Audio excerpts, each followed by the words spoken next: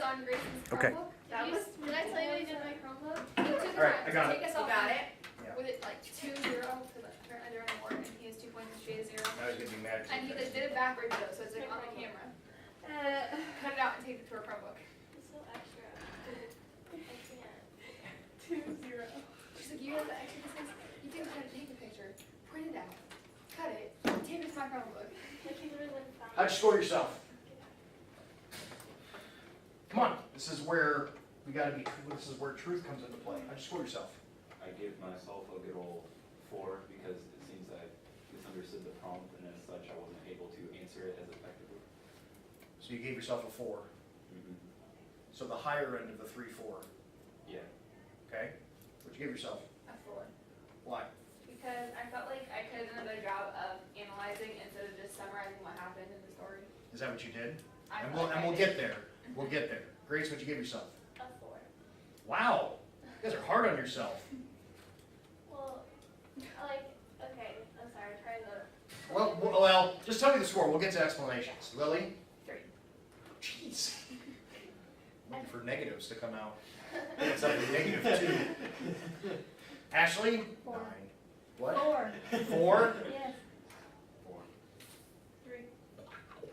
3. Okay. What did you do? What happened? I feel like I didn't go into depth. They didn't really explain. What did you do? Like you're telling me what you didn't do. I want to know what you did do. Like that's What I did do? yeah. Like hey, here's what I did. Like you said, you felt like you summarized, right? And let's get the. Let me pull the prompt up here.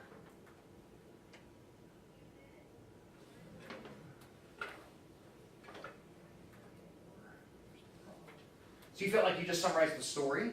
Yeah, it was just like a brief explanation of what happened and that was it. Brief explanation in regards to what? Did you just talk about the cruel things that happened in the story? Kind of, yeah. Kind of, yeah. Yeah. Grace, what did you do? I felt like when I was writing it, it's not that I had like minor problems, like some of the lower scores said, but I more just didn't go into, and like, I had like a very basic analysis, it wasn't very deep. Basic, like when you say basic analysis, give me a specific, like give me a specific of what you did.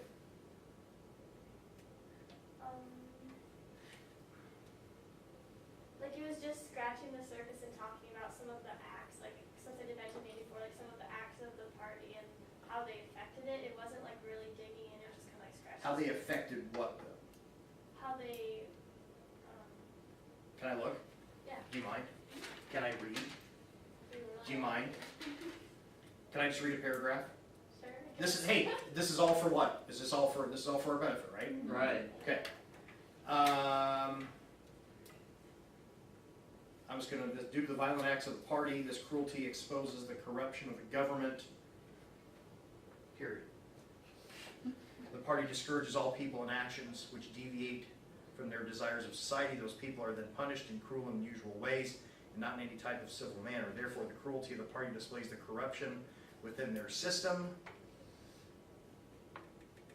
by discouraging and punishing what today is considered to be basic. By discouraging and punishing what today is considered to be basic rights. This demonstrates the control and power the party holds, yet is unwilling to relinquish due to their corruptive nature and deeds. Like it's just repetitive and Yes. it doesn't go into depth. That's how I'm doing. Can I, somebody else volunteer? Corey.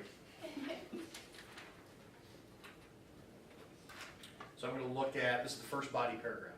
In this novel, cruelty came in the form of exile, and I'm sorry, you wrote on Frankenstein.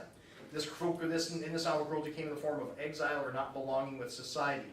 Even though the monster was created in a lab, he still had emotions and longed to be considered a normal person.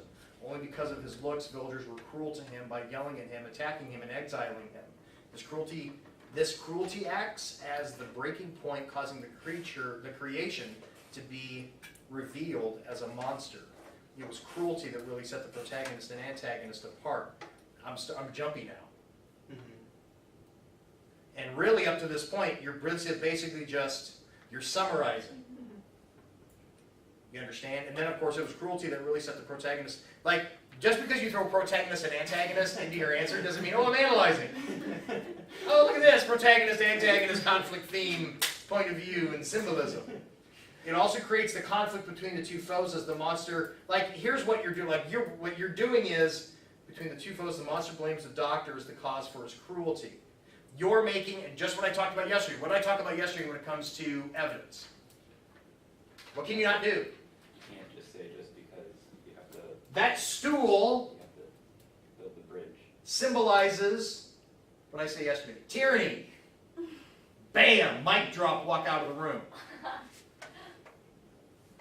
And the thing is, you may be right, but you've got to explain that connection and not just say it.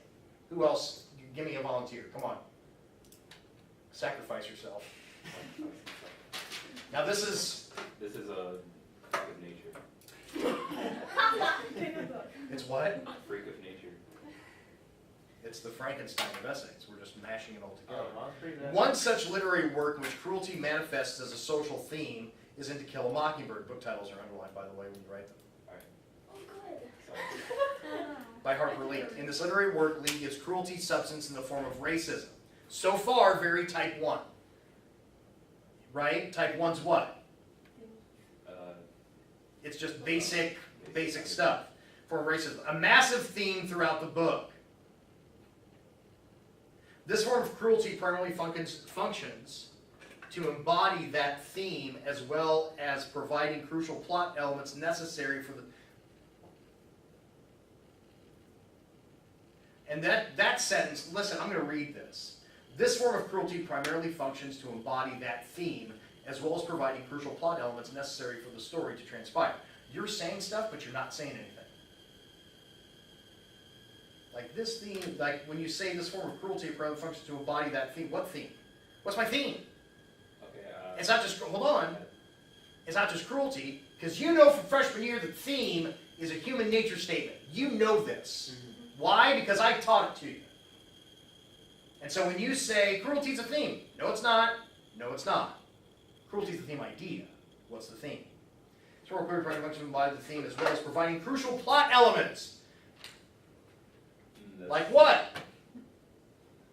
Don't I go? I think I go into detail on that. Because of this cruelty, the reader is able to bear witness to the unfair trial of Tom Robinson, an African-American tried to, like here, an African-American tried to convict. I know who Tom Robinson is. I've read the book. Right? Despite overwhelming evidence that supports otherwise. Sometimes you guys, and I'm not saying you, but this is normally when this happens, it's like people try to write like they're writing like an IMDb entry.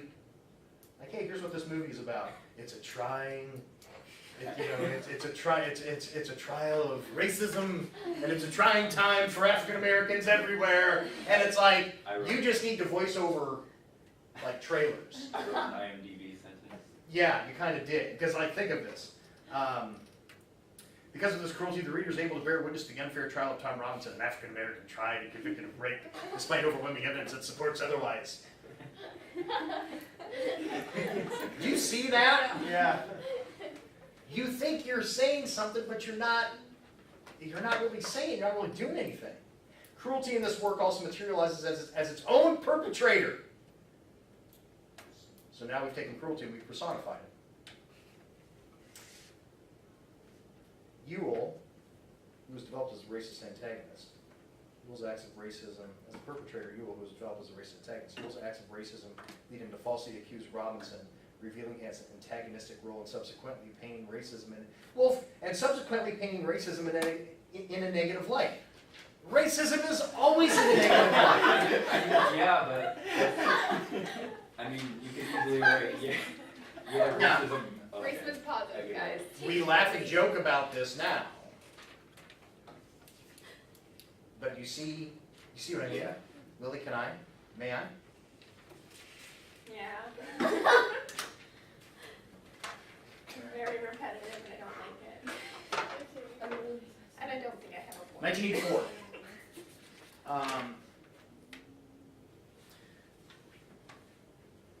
First body paragraph, does that work? Yeah. Orwell Orwell created a world completely dominated by fear and manipulation. His protagonist sees all of the wrongs within his country, the cruelty of always being watched, committing a crime just by thinking, forcing a political agenda on all citizens, forms the idea that they are being stripped of their natural freedoms. See, you're just like, you've gotten, that's the first half of the paragraph, and you've summarized. As a whole, this work needs this type of cruelty to shape an environment where Winston must attempt to stand against this oppression. So as a whole, this work needs this type of cruelty to shape an environment where Winston must attempt to stand against this oppression. It gives him motivation. So, in all honesty, that second part, you're starting, like, here's what the cruelty adds. And you're starting to get your fingernails a little bit dirty. Does that make sense? Mhm.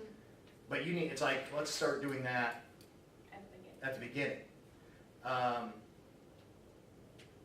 This eventually became a victim of the government's torture. He endured all forms of cruel and unusual punishment. See, summarization again. But this was important for Winston's character development. Okay, that's where now you're starting. Now, that's a good, it's like, I'm going to start to go down that path, but I'm going down it very gingerly. Because it pulled away layers of his mind to reveal the main reason he began rebelling. Okay, okay. Anyone else?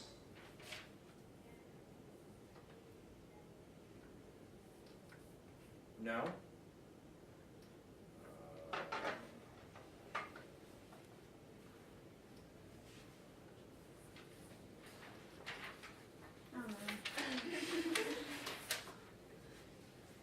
The Crucible.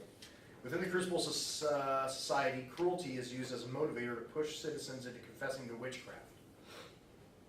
The government within the story holds public hangings to further motivate the accused to confess. They do so by promising repentance to those who confess and death to those who refuse. Motivation is not the only function of cruelty within the play. It's all summary. Yeah. All summary, like you're talking about the Crucible is about. Although motivation is a prominent function for implementing fear is another function for cruelty that is seen in the Crucible. And play titles are also underlined. Yeah.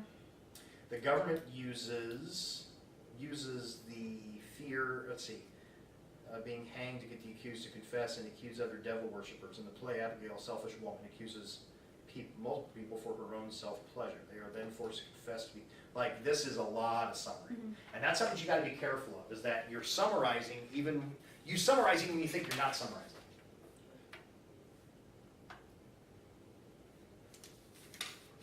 Remember, we're all one big happy AP family, Yes. and we support each other. 84. In 1984, society's come under the dictatorship of the party, its head figure, Big Brother. See, right there, IMBD. In 1984, in a world where society has come under the dictatorship of the party, its head figure, Big Brother. The party has a certain way of life to follow, and if anyone goes against it, they are punished severely for it. This oppression of life gives rise to rebellious thoughts in many people throughout the book. Summary, right? Including the main protagonist, Winston. In essence, cruelty from the party keeps the story going. Okay. That keeps the story going part shows, okay, I'm starting, but when you say keeps the party going, or keeps the story, what's that mean? What's that mean? Like, oh, this further drives the plot. That doesn't tell me anything. It tells me it further drives the plot, but I don't know what you mean by that. It helps to develop his character along with others. One acts, and so then you get into one such act of cruelty that creates character development, is the torturing of Winston near the end. This cruelty ends up revealing Winston's selfish side. So now what we're doing is we're trying to connect it to characterization. So a little bit better. But that first paragraph, a lot of something.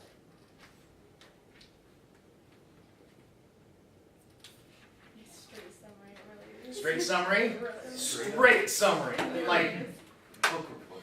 It really is. what did, and wait, we're getting, oh, I read Lord of the Flies. Acts of cruelty is a main theme in the novel since these acts are committed from the beginning. As soon as the book begins, cruelty begins by the degradation of people when selecting a leader of the group. The acts continue to go as far as the death of Piggy. Like even your beginning, wham! I'm going to go right to the end. Overall, when there is some situation that the group isn't sure what to do, acts of cruelty are committed. For example, like I don't know the thing is like I don't know why they're being so cruel. You're telling me they're being cruel, but I don't know. For example, when the group was trying to select the leader, now here's a for example.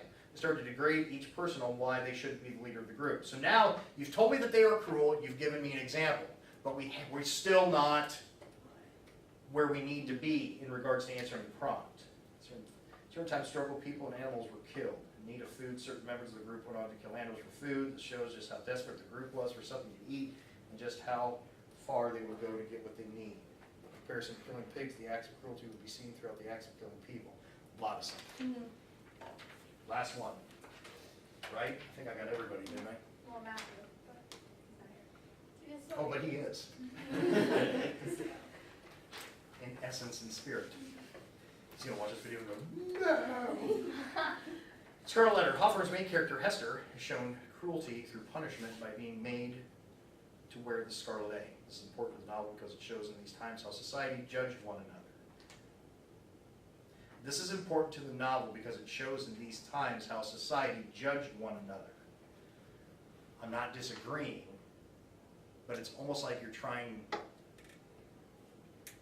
to make analysis like really easy, and it's not. Oh, this shows how society is racist. And it's not that easy. In fact, Hester, in a way, brought out her strength. And this is another thing, is I find like you're you guys are jumpy. It shows this, and it also shows this, and it also shows this. My head's spinning. And this is where we need to talk about and work on structure and focus within a paragraph. And we're going to talk about this here a little bit more in detail. The minute is also burdened with cruelty, but Hawthorne allows it to be self-inflicted cruelty through guilt. This guilt was brought on by his affair with Hester, summary, which he does not claim. He saw Hester judged and punished by the sewing knife. A lot of summary. You ready, Matthew? Sure. All right. He did the Scarlet Letter. The function of cruelty served to rectify the main character's sin that she committed. After committing adultery, the main character tried to hide it from her husband and from society. It was easy to hide it from her husband as they were not on the same continent.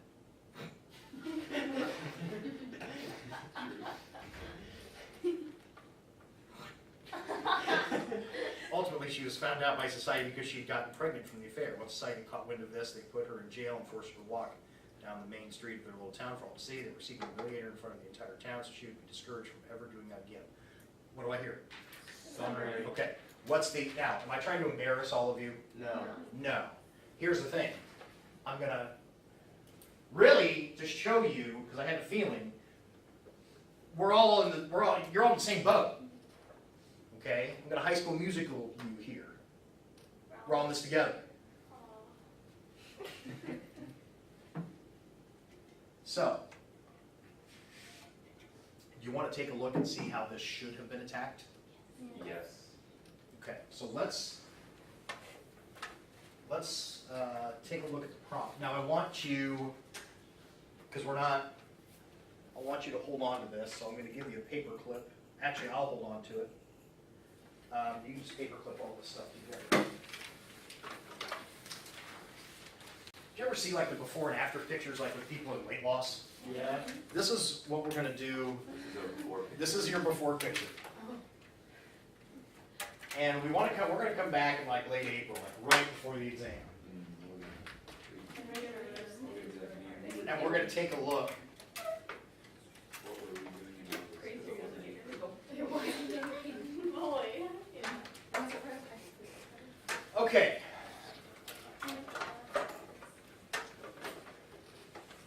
So in literary works, cruelty often functions as a crucial motivator, as a crucial motivation or a major social or political factor. Select a novel, play, or epic poem in which acts of cruelty are important to the theme.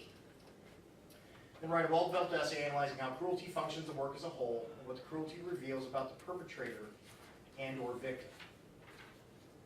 Okay. So on the surface, the first thing you're going to think, well, I have to focus on is what? Once you pick whatever it is that you're going to write on, whatever story, whatever book, whatever, what's the first thing you think you've got to focus on? Like, and this is where when we talk about the wording of the prompt, what do you think the main focus is? What's the main focus of the prompt? What's the main idea? What is it? Cruelty. No. How it functions within the story.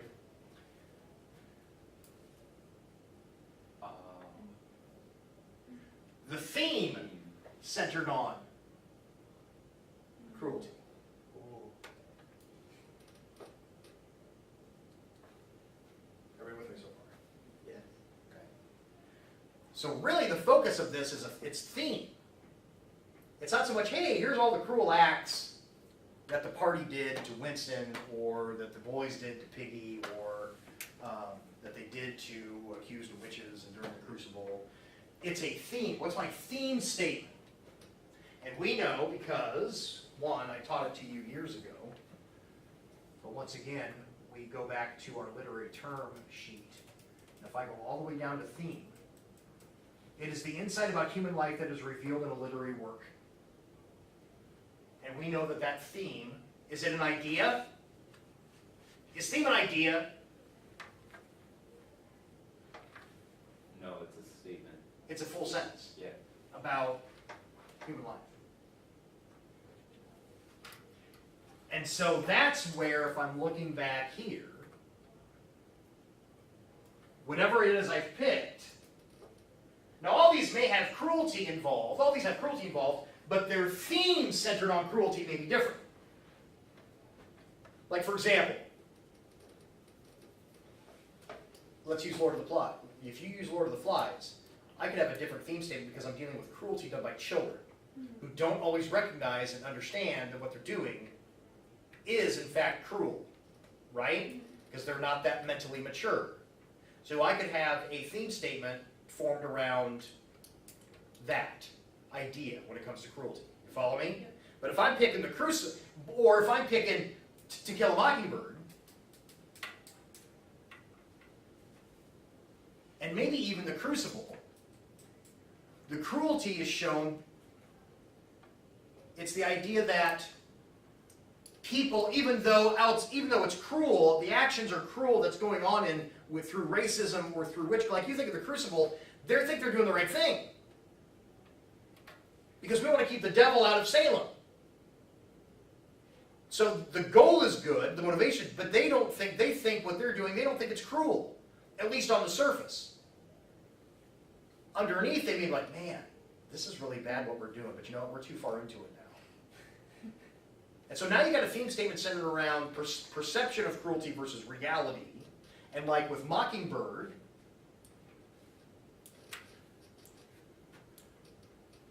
that one could have a theme statement focusing on cruelty. Once again, them not recognizing what they're doing is cruel. It's just part of the social setting of what they believe in and their values when it comes to how they feel about African Americans. Is any of this making sense? Yeah. So your theme statement can be different, but understand that for this prompt, your focus is the theme statement based upon cruelty. So that's what you got to figure out. So because we had the entire summarization debacle, do we want to like clarify the theme in our paper? Do we want to write in this book in which the theme can be described as this? Like, do we just want to say what the theme is? I would say, are you trying to figure out like where to state the theme? Like, do we want to assume that the readers already know what the theme of this book is, or do we want to like clarify? You want to assume that the reader has read the book. Maybe Okay. not, like, Instead of now, to me, where do you think you'd first mention what the theme is? In the thesis?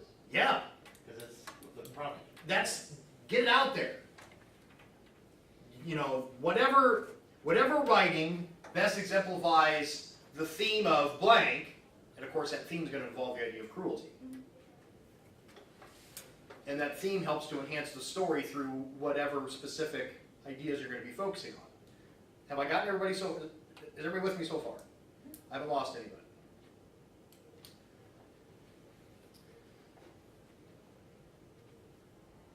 And they give you some hints up here of what you could put into your theme when it comes to crucial motivation for like a specific character.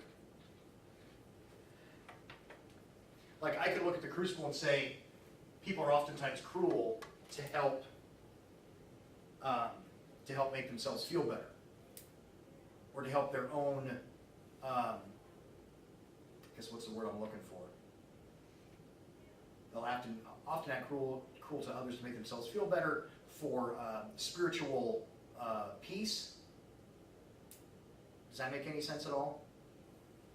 Kind of. Like if I can act cruel, I may not see it as cruel. I may mask it by saying it's the right thing to do through God's word, through God's way, through whatever way, and I'll be able to get spiritual peace that way. Oh, like the crusade. Well, if you look at the Crucible, perfect example. Well, you know from reading the Crucible, there were people who really called people out for witches for all types of different reasons. Land, so there was greed involved. Revenge, right? You saw what Abigail did because she lust. So now you're dealing with, I'm going to act cruel, I'm going to show cruelty for a specific motivation. And people act cruel in order to satisfy their own selfish needs, right? Does that make better sense? Yeah. Okay. So they're giving you hints here, or a major social, To Kill a Mockingbird, that's a social aspect. We look at their racism as cruel. They don't.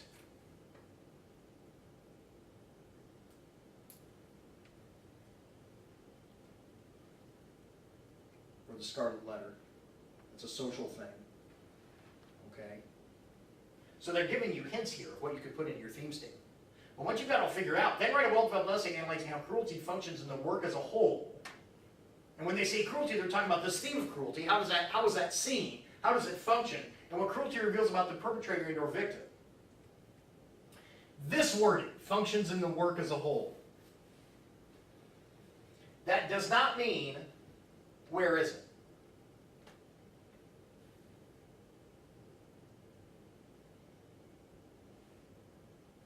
And here's the thing, this is the key word. If they just wanted to know where cruelty was, then they would use the word like exists, how cruelty exists in the work. But when they say function, when you think of the word function, what's that mean? Like how it, And don't even think of it literally now. Like if something does not function. Like how it doesn't work or. like it doesn't operate in the intended way. Right. How cruelty functions in the work, how it works, and how this theme is going to work. And what cruelty reveals about the perpetrator and or victim. Now this part, we'll get to this in a second because this gives you a specific. But here, how cruelty functions in the work as a whole. And I would say, where is that theme seen and what does it bring out? You're also going to hear me talk a lot when it comes to this prompt about when they say how it functions in the work, what it does for the work. They're going to use very vague wording, and what they want you to do is say, if I don't have theme, then I don't have certain other things that make up the story.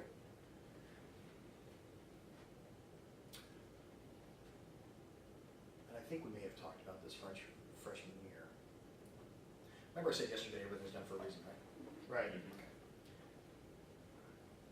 So if you've got, stories that have a theme and a conflict and characters and point of view, and they've got all these literary elements, what do they all do? Enrich the story. How? Are they by themselves? Are they on their own? They all seem to like correlate together in a sense. It's all about connecting. Like you're going to see me, we're going to talk about drawing arrows and making connections. To Kill a Mockingbird, since that's fresh.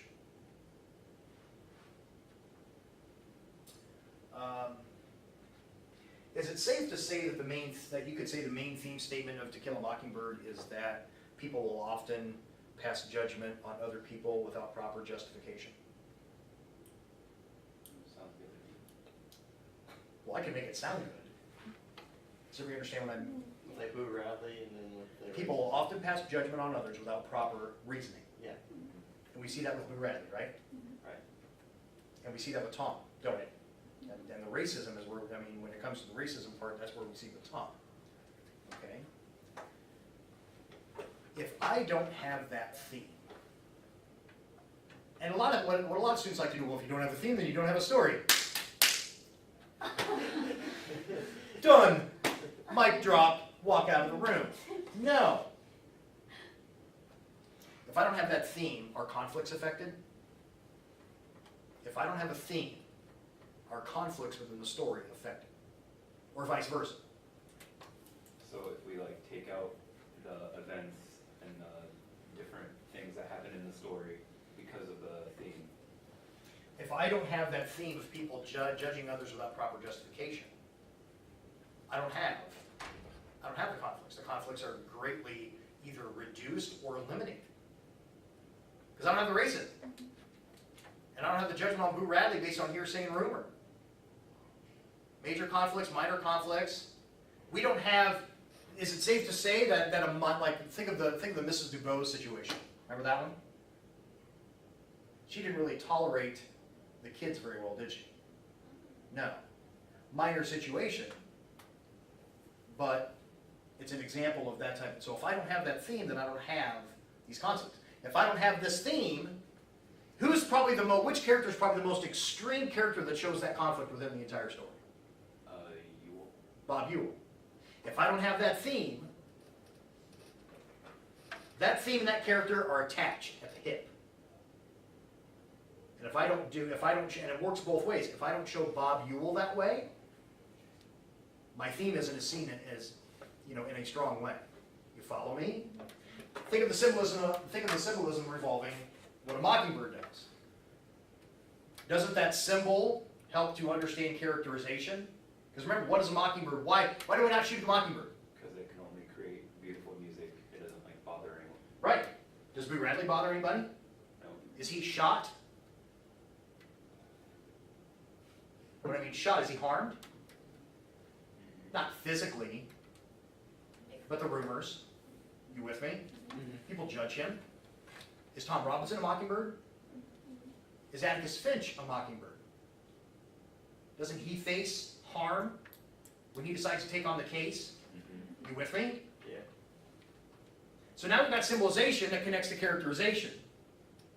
Everything connects. And that's what, when we talk about, then write a well-developed essay analyzing how cruelty functions in the work as a whole. What does this theme do? What else does it bring out? What else does it help enhance when we talk about literary aspects that help to make a story great? Have I lost anybody so far? So if I'm writing this, I figure out what story, whether it's here or something up here, I figure out what the theme is, and I figure out, I don't have to connect it to every single element, but I should probably take the time to say, hey, this theme functions in the work because it helps to bring out this major conflict, or it helps to really show this type of character, or it really helps to show this symbol, or it really helps to enhance this type of point of view. Because another thing is when you look at the theme, like when I go back to Kill a Mockingbird, I may not understand that theme as fully as I do if not told in the point of view of Scout, who at the time I believe was an 8-year-old girl. If it's told through the eyes of an adult, I may not be able to see that theme as strongly. Does that make sense? And then they even give you, and what the cruelty reveals about the perpetrator and or victim. So now I'm taking this theme and I'm connecting it to what literary element? Character. Whether it be the person doing the cruelty or receiving it. So they give you a specific here. They won't always give you a specific.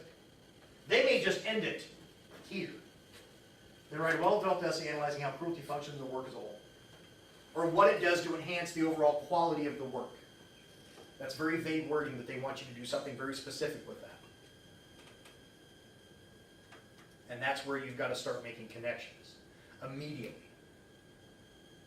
And that's where you've got to figure out your thesis statement. Hey, here's the theme that involves cruelty. In this story, the theme of this, and you got cruelty involved, helps the story function in regards to how it shows a major conflict and also how it specifically shows the victim of the crime within the story. Boom. Move on. And then you get right into whatever first aspect you're going to be dealing with. Have I lost anybody on this?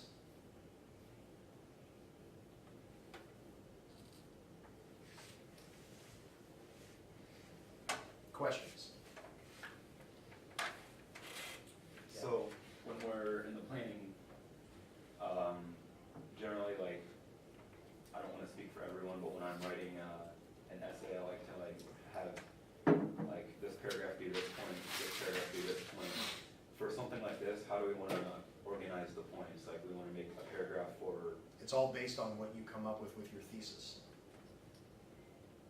Are you talking about this specific prompt? yeah, for like Okay. this prompt as an example.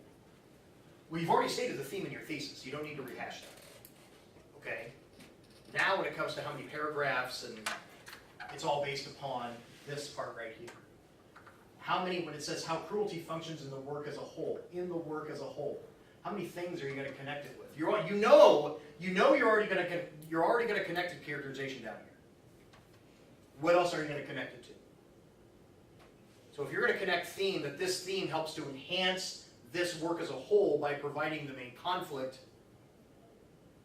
or helping to enhance the main conflict, or helping to enhance point of view, or helping to enhance symbolization, or a moral. Remember, theme and moral can work together, but they're not the same thing.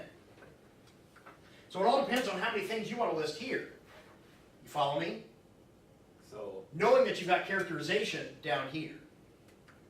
so those little mini analyses we just did, those could be like little paragraphs, like the points. Like if I say that that this theme of cruelty helps to enhance the conflict and symbolization as well as the main perpetrator within the overall story. Those could be Boom, boom, 3 boom. points. Paragraph, paragraph, paragraph.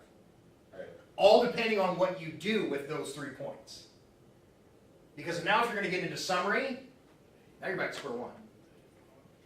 Now you immediately say, this major theme involving cruelty, or this, and I'm looking at the next topic sentence, this theme of whatever it is you've selected definitely helps to show the character of blank. Here's how. And that's where you get into your explanation. That's where you're now making that connection. And explaining why if we don't have this theme, and if this character isn't shown this way, then this story is greatly changed or hindered, and it's not as high quality of a story. Got me? yeah. But you need to immediately get into your points, because we see right here that you're kind of writing without a purpose. You think you've got a purpose, but as you get into your writing, you're just kind of writing. Next thing you know, time's called, and you're looking at it and go, oh my God. What did I just do?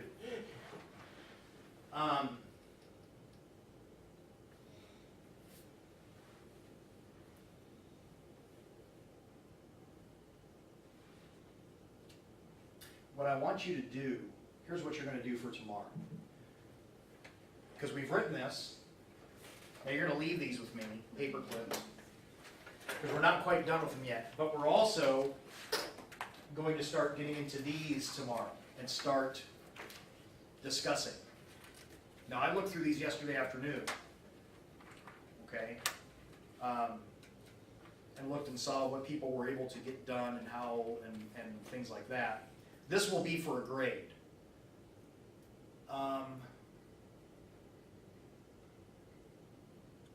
I haven't figured out exactly how many points yet. I've jotted down notes for each person when it comes to how well this went for you.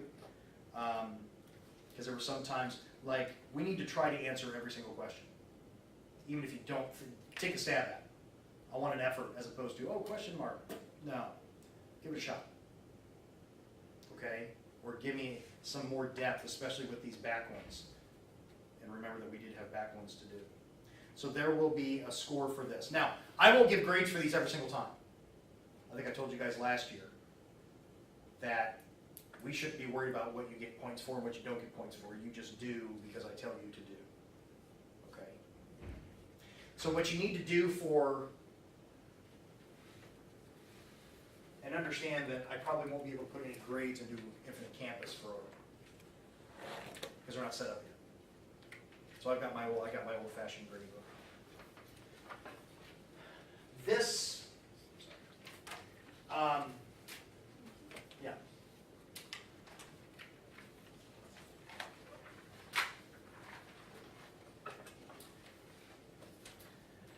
If you notice, this is set up in, I think it's 3 parts. Like you'll notice that there's like a Roman numeral 1, like right in 1984 there's that Roman numeral 1, right? I just want to focus on that part, that first part, which has I think like maybe 7 or 8 like chapters to it. Is that right? Can I look? What are we? 8. So that first part has 8 chapters to it, and we're going to start focusing on that tomorrow, which means we discuss, which means everybody talks. So here's what I want you to do. I want you to go through that part tonight, just that part 1, and I want you to clarify which ones you specifically want to talk about. We don't have to talk about all of them. Whether it's one that you feel just really needs to be discussed because it's a good question, or one that you're not quite sure that you understand, or one because of the literary aspect it's asking you about. But I want you to go through and just circle the number or put a star next to them. Here are the ones that I definitely want to talk about this part. Everybody got it? And so when you come in tomorrow, that's what we'll be dealing with. Tomorrow's Saturday, still coming. Sorry. Oh, I was scared. I was like, I got drills. I'm getting so excited. Monday. Monday, okay. Got scared for a second. Coming tomorrow. So Monday. I didn't even know that. No, I didn't either. I really what I'm doing. And one other thing we're going to do is we're going to come back to this prompt,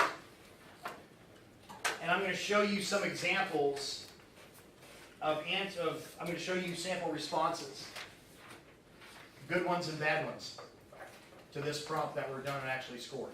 I think you would want to see that. And then obviously then compare it to your wonderful masterpiece that you provided today.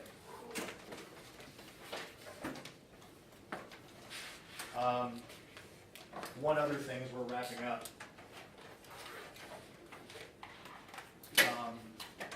When you guys were doing the timed writing, I was poking around maybe to give you a little bit more guidance on what you should be note-taking on when it comes to 8 or when it comes to 451.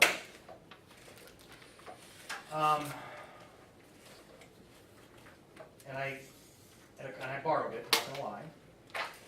But I went ahead and I cut the paste and put it on a Google Doc. And this is like, okay, I'm going to read again, what do I look for? And this talks about, and here we are, we're close reading. And so a guide to close reading at the AP and college level. And it gives you some hints and some things to look for that you can go through this, and it's posted up on Classroom. And they talk about the 4 levels of types of reading become progressively more complex. You can look for linguistic, you pay especially close attention to the surface linguistic elements of the text, that is to aspects of vocabulary, grammar, and syntax. Remember, everything's done for a reason. So if you go back and you look why, like there's a certain part, if I remember, in 451 where, I think if it's Captain B talking about, like he's explaining how things changed or why things changed, and there's an explanatory paragraph where it's like all like one-word sentences. Yeah, I remember that. Remember that one? Yeah, I thought that was strange. It was strange. Now see, that would be okay. I'm going back and reading that a second time. You gotta figure out. Not so much but like ask, why is Bradbury doing that? What's the purpose of him having Beatty talk in that way or structure that writing in that way? There's a reason for it. It's that type of stuff when we talk about like syntax and structure and stuff like that. So linguistic, semantic, you review specific words in a passage at a deeper level in order to discern what information they yield up, what meanings they denote and connotate and connote. This level of reading is cognitive. Structural, relationships between words within the text. Cultural, this is kind of where we're getting into type 3. You note the relationship of any elements of the text to things outside of it. Especially now that you've read it once and you know what you're getting into. We talk about level 3 when it comes to kind of a global perspective. And then kind of a quick list when it comes to what, if you notice things specifically with grammar, vocabulary, figures of speech. So these are all things you can look for. I went ahead and put this on Classroom for you to use as a guide. Instead of just saying, okay, I'm going to read this book again, I'm supposed to take notes. What am I supposed to look for? Like I can tell you right now, you'll notice early in the book that Bradbury uses a lot of like simile metaphor type of stuff. Like when he explains, when Guy is explaining what Clarice looks like, or explaining what Mildred looks like when he first when he first walks into the bedroom, there's personification used. So it's all about why, identifying them and why. And also, when you do that, make sure you're jotting down page numbers of things. Because you often have the newer version, right? Like the one that Ryan's got. Yeah. Okay, because those are the newest ones we have. So that's not something to wait on until the last minute, okay? But for Monday, have those, have your questions from part 1 of 84 figured out. Because we'll start, we won't take the whole 2 hours to discuss, because I think it's a little bit too long just to sit and discuss questions, but we'll take part of the time, and then we'll probably take the other time to look at sample responses from that prompt. Does that sound good? Okay, questions, comments, concerns?